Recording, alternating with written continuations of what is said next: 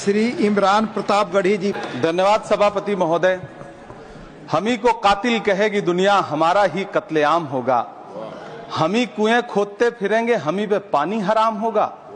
सभापति महोदय, सन 1947 में दिल्ली की जामा मस्जिद की तारीखी सीढ़ियों पर खड़े होकर के भारत रत्न मौलाना अबुल कलाम आजाद साहब ने कहा था कि मुसलमानों कहां जा रहे हो, यह है तुम्हारा मुल्क, यहां तुम्हारे आबाओ अजदाद की कब्रें हैं।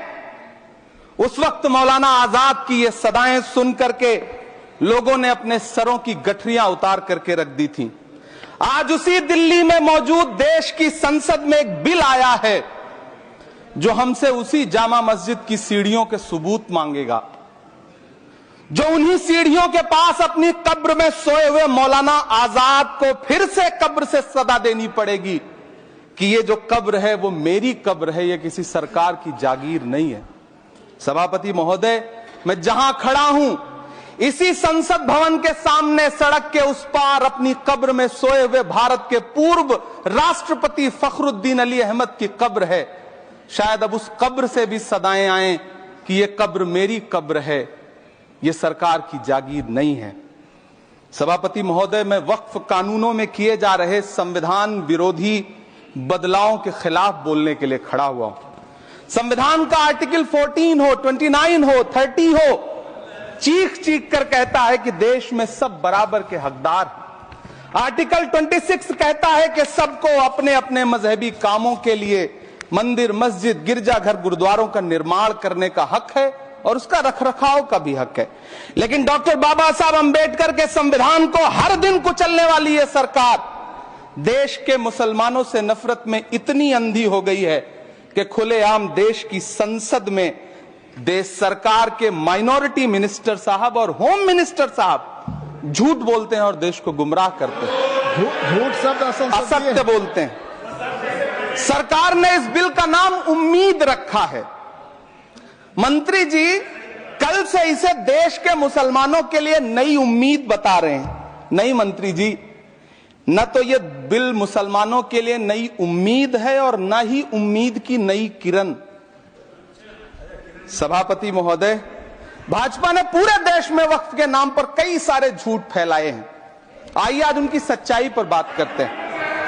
वक्फ ट्रिब्यूनल को ऐसे बताया जाता है जैसे वक्फ ट्रिब्यूनल कोई मजहबी खाप पंचायत हो। सभापति महोदय, जबकि सच्चाई यह है कि वक्फ ट्रिब्यूनल भी तो सरकारी न्यायिक विभाग है जिसमें सरकार द्वारा नियुक्त जज होते हैं, जिसमें प्रशासनिक अधिकारी होते हैं, कहीं ऊपर से थोड़ी आ गए। सभापति महोदय, देश के गृह मंत्री जी ने इसी सदन में कहा कि वक्फ ट्रिब्यूनल के फैसले के खिलाफ कोई कोर्ट नहीं जा सकता, जबकि सच यह है कि वक्फ एक्ट 1995 की धारा 83(9) के तहत हाई कोर्ट वक्फ ट्रिब्यूनल के फैसले की न सिर्फ समीक्षा कर सकता है बल्कि उसे बदल भी सकता है। सच तो यह है कि वक्फ बोर्ड खुद अपनी जमीनों के लिए कई सारी कोर्ट में मुकदमे लड़ रहा है। सभापति महोदय, दिल्ली की जिन 123 संपत्तियों को लेकर कल माइनॉरिटी मिनिस्टर, होम मिनिस्टर साहब और अभी आदरणीय नेता सदन बात कर रहे थे, आइए उनकी सच्चाइयों पे भी बात करते हैं। 1911 में जब अंग्रेजी हुकूमत ने कोलकाता के बजाय दिल्ली को राजधानी बनाने का फैसला किया तो रायसीना हिल्स के चारों तरफ जो मुसलमानों की ढेर सारी जमीनें थी उनको एक्वायर किया गया और लुटियन को इसकी तामीर की जिम्मेदारी सौंपी गई। सेंट्रल विस्टा की तरह लुटियन जोन का मेगा प्लान तैयार हुआ, लेकिन उस वक्त के मुसलमानों ने उस वक्त की अंग्रेजी हुकूमत से अपनी इबादत गाहों को बचाने के लिए लड़ाई लड़ी। मामला ब्रिटिश गवर्नमेंट तक पहुंचा। तब यह तय हुआ कि वो जो धार्मिक स्थल हैं उन्हें जस का तस रहने दिया जाएगा। इंडिया गेट के बगल वाली मस्जिद हो, जाप्तागंज, सुनहरी बाग मस्जिद हो, पार्लियामेंट रोड वाली मस्जिद हो, ऐसी 123 संपत्तियों के मैनेजमेंट के लिए 1913 में मुसलमान वक्फ वैलिडेशन एक्ट बना और उसके बाद एक नया शहर बसाया गया जिसे लुटियंस जोन का नाम दिया गया। फिर 1943-45 के बीच एक और समझौता हुआ आजादी से पहले उसके तहत काफी सारी वक्फ जायदादों को सुन्नी मजलिस औकाफ बनाकर उसके अंडर किया गया ताकि उसकी देखरेख की जा सके। गृह मंत्री जी 2 दिन से सदन में जो बात कह रहे हैं वो दरअसल 123 संपत्तियां उसी सुन्नी मजलिस औकाफ के तहत आती है। सभापति महोदय, आजाद भारत आजाद हुआ। आजादी के बाद भारत में 1954 में वक्फ एक्ट लागू हुआ, जिसकी धारा 9 के तहत 1964 में केंद्रीय वक्फ काउंसिल का गठन हुआ। दिल्ली की वही 123 प्रॉपर्टीज को 1970 में सर्वे गजट करके गजट नोटिफाई किया गया। इसके निपटारे के लिए पूर्व प्रधानमंत्री इंदिरा जी के द्वारा 1974 में एक बर्नी कमेटी बनाई गई।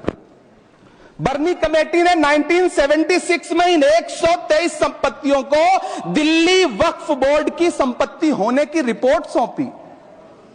उस रिपोर्ट के आधार पर 1984 में कांग्रेस सरकार ने उन 123 प्रॉपर्टीज को दिल्ली वक्फ बोर्ड को सौंपने का फैसला किया, जिसके खिलाफ विश्व हिंदू परिषद कोर्ट गई। मामला 2011 तक पेंडिंग रहा। फिर 2011 में कोर्ट ने सरकार को आदेशित किया कि इसका निपटारा करो। तब 2013 में तत्कालीन यूपीए सरकार ने दिल्ली की उन्हीं 123 जायदादों को बर्नी कमेटी की सिफारिशों के मुताबिक वक्फ बोर्ड के हवाले किया। यही वो प्रॉपर्टीज हैं जिनके नाम से गृह मंत्री जी कल से कांग्रेस को कोस रहे हैं। फिर आई 2014 में भाजपा की सरकार, जो तब से इन जमीनों को हड़पने की साजिश कर रही है। जिस बिल को मुसलमानों के हुकूक की हिफाजत करने वाला बिल बताया जा रहा है, उसी को पेश करने के लिए और उस पर बात करने के लिए लोकसभा में भाजपा सरकार के पास एक भी मुस्लिम सांसद नहीं है। जिस वक्त, मैं लोकसभा कह रहा हूं, सुना करिए, जिस वक्फ बिल को मुस्लिम महिलाओं को हक दिलाने वाला बताया जा रहा है, उसे संसद में पेश करने वाली पार्टी के पास न तो राज्यसभा में, न लोकसभा में, न देश की किसी विधानसभा में एक भी मुस्लिम महिला सदस्य नहीं। कल किरण रिजिजू जी कह रहे थे कि रेलवे की जमीनें देश की जमीनें हैं, डिफेंस की जमीनें देश की जमीनें हैं। हां मंत्री जी हैं, बिल्कुल हैं। ये जो वक्फ की जमीनें हैं, ये हमारे पुरखों ने धार्मिक कामों के लिए डोनेट किया है। तो हम भी तो इसी देश के नागरिक हैं, हम भी तो इसी देश के बेटे हैं। तो वक्फ की जमीनें भी तो इसी देश की जमीनें हैं, उनको पराया क्यों बोलते हैं आप? सभापति महोदय, अशफाकुल्लाह खान जब फैजाबाद की जेल में फांसी के फंदे पर झूल रहे थे तो इसी देश की जमीन के लिए झूल रहे थे ना। सभापति महोदय, अंडमान की जेल में काला पानी की सजा काटकर अपनी जान देने वाले मौलाना फजले हक खैराबादी हो या शेर खान अफरीदी हो, वो भी तो इसी जमीन के लिए अपनी जान दे रहे थे ना। सभापति महोदय, पाकिस्तान के खिलाफ लड़ते हुए अपनी जान देने वाले महावीर चक्र विजेता ब्रिगेडियर उस्मान हो या पाकिस्तान के पैटर्न टैंक उड़ाने वाला परमवीर चक्र विजेता वीर अब्दुल हमीद हो, वो भी तो इसी जमीन के लिए अपनी जान दे रहा था ना। और मंत्री जी, मैं इस सदन में अलल ऐलान ये कहता हूं कि जब भी इस देश की जमीन को लहू की जरूरत होगी, आपसे 2 कदम आगे इमरान खड़ा मिलेगा। ये मैं आपसे यकीन दिलाते हुए कह रहा हूं। सभापति महोदय, मैं सरकार से कहना चाहता हूं, हमसे हमारी इबादत गाहें तो मत छीनिए ना, हमारे घरों पे बुलडोजर तो मत चलाइए ना, हमारी कब्रों में तो हमें सुकून से सोने दीजिए ना। सभापति महोदय, माइनॉरिटी मिनिस्ट्री का बजट कट करके, मुस्लिम बच्चों की स्कॉलरशिप बंद करके अब सरकार कह रही है कि हम वक्फ की आमदनी से गरीब मुसलमानों का भला करेंगे। गुजरात की बेटी बिल्किस के बलात्कारियों की रिहाई के बाद उन्हें माला पहनाने वाली लोगों के नेता ये कह रहे हैं कि यह बिल मुस्लिम महिलाओं को उनका हक दिलाएगा। धन्यवाद मोदी जी, क्या बढ़िया सौगातें मोदी दे रहे हैं आप। पहले हमें गुजराते मोदी दिया, आप सौगाते मोदी दे रहे हैं। लेकिन यह सरकार इतना याद रखे कि इसी ठसक के साथ देश की संसद में सीए का कानून भी लाया गया था और कहा गया था बड़े बड़े भाषण देकर के कि पड़ोसी देशों से हिंदू भाइयों को ला करके यहां नागरिकता दी जाएगी। लेकिन मैं आपके संज्ञान में लाता हूं सर कि पिछले इतने दिनों में इनसे नागरिकता लेने के लिए 2000 व्यक्ति भी नहीं आए, जबकि इसके उलट इन्हीं की सरकार में पिछले 10 साल में 15 लाख से ज्यादा भारतीयों ने भारत की नागरिकता छोड़ करके दूसरे देश में जाकर के बस गए। यह हुआ उस कानून का अंजाम। सभापति महोदय, इसी तरह की जिद के साथ किसानों के खिलाफ भी कानून लाए गए थे। जिस तरह आज वक्फ के फायदे गिनाए जा रहे हैं, उसी तरह से किसानों को भी कृषि कानूनों के फायदे गिनाए गए थे। लेकिन अंजाम क्या हुआ? 700 किसानों की शहादत लेने के बाद सरकार को अन्नदाता किसानों के सामने घुटने टेकने पड़े और कृषि कानून वापस लेने पड़े। जिल्ले इलाही, जमहूरियत जो है वो नफरत और ठसक से नहीं चलती है, अकड़ से नहीं चलती है। उसमें सबकी हिस्सेदारी जरूरी है। कल देश के माइनॉरिटी मिनिस्टर ने लोकसभा में खड़े होकर एक शेर सुनाया था कि मुझसे कोई बदगुमान न हो, तो मैं उन्हें एक शेर सुनाना चाहता हूं कि मैं आज जद पे हूं तो इतना खुशगुमान न हो, मैं आज जद पे हूं तो इतना खुशगुमान न हो, चराग सबके बुझेंगे हवा किसी की नहीं। नीतीश कुमार जी हो, चंद्रबाबू नायडू जी हो, चिराग पासवान जी हो, जयंत चौधरी जी हो, देवे गौड़ा जी हो, जीतन राम मांझी जी हो, सबको समझना पड़ेगा कि जब जंगल में आग लगती है तो न वो बरगद बचते हैं जो हवा को आंधी में तब्दील करते हैं, न वो बांस बचते हैं जो आपसी रगड़ से चिंगारी पैदा करते हैं। सभापति महोदय, जब देश को मनमोहन सिंह साहब जैसा काबिल प्रधानमंत्री मिलता है तो देश को आरटीआई जैसा एक्ट मिलता है, सेज जैसा एक्ट मिलता है, मनरेगा जैसा एक्ट मिलता है, लिबरलाइजेशन मिलता है, राइट टू एजुकेशन मिलता है, नेशनल फूड सिक्योरिटी एक्ट मिलता है। लेकिन जब देश को सौगातें मोदी मिलती है तो क्या मिलता है? सीए मिलता है, फॉर्म्स लॉ मिलता है, आर्टिकल 370 मिलता है, इलेक्टोरल बॉन्ड जैसा एक्ट मिलता है और वक्फ अमेंडमेंट एक्ट जैसे बिल देश को मिलते हैं। मुझे तो अपने हमवतन भाइयों से पूछना है कि आपको अपने बच्चों की तरक्की, खुशहाली और नौकरी की दरकार है या फिर मुसलमानों की दान की गई जमीनों को लूट कर धन्ना सेठों को देने की साजिश करने वाले कानून की?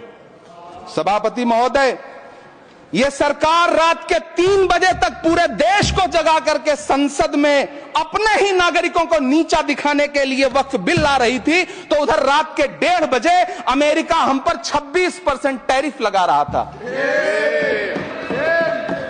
सरकार की प्राथमिकताएं देश को पता। सभापति महोदय, मैं बहुत भावुक हूं आज, और मुझे अच्छा लगा कि आदरणीय नेता सदन जगत प्रकाश नड्डा जी ने बहुत अच्छी बातें भी की, मन से बातें की। क्योंकि उनके नाम में प्रकाश जुड़ा है तो मैं उनमें हमेशा एक रोशनी की किरण देखता हूं। मैं उनके सामने बहुत अदब से यह बात कहना चाहता हूं कि चरागों के सफर में दबदबा हो आंधियों का तो फिर अंजाम जुल्मत के सिवा कुछ भी नहीं होगा। यह दुनिया नफरतों के आखिरी स्टेज पर है, इलाज इसका मोहब्बत के सिवा कुछ भी नहीं होगा। मैं भावुक हूं, मेरी पलकें गीली हैं। अगर देश की एक बहुत बड़ी आबादी को लगता है कि आप उसका भला करने के लिए नहीं बल्कि उनकी इबादतगाहों, उनकी कब्रिस्तानों, उनकी खानकाहों को बर्बाद करने का बिल ला रहे हैं, तो फिर आप अगर समझाने में नाकामयाब रहे हैं तो यह आपकी नाकामयाबी है। पहले समझाइए, उसके बाद कोई बिल लेकर के आइए, तब शायद हम आपका इतनी पुरजोर तरीके से विरोध ना करें। लेकिन सभापति महोदय, मैं अंत में सिर्फ इतना कहना चाहता हूं कि इस बिल में जो भी पॉइंट्स दिए गए हैं, बॉम्सी पोर्टल देख लीजिए, सरकार का झूठ आपको पकड़ में आ जाएगा। हम डरे नहीं हैं, हम सिर्फ सरकार से अपील कर रहे हैं कि हमें अपना समझिए। हम आपके अपने हैं, इस देश के नागरिक हैं और आप ताकत में हैं। संख्या बल के आधार पर बिल हो सकता है आप पास करा ले, लेकिन आपको यह बात समझनी पड़ेगी कि हम तो वो तारीख हैं, जहनों में रहना है जिसे, कागजी पुर्जे नहीं जो फाड़ डाले जाएंगे। जिस जमी पर मैं खड़ा हूं ये मेरी पहचान है। आप आंधी हैं तो क्या मुझको उड़ा ले जाएंगे? आपको यह बात समझनी पड़ेगी। आपको अगर इतना विपक्ष की तरफ से पहले जेपीसी में इतने सारे पॉइंट्स आए और उसके बाद कल से लोकसभा में और राज्यसभा में सुझाव आप सुनने को तैयार नहीं है, लोगों की शंका को दूर करने के बारे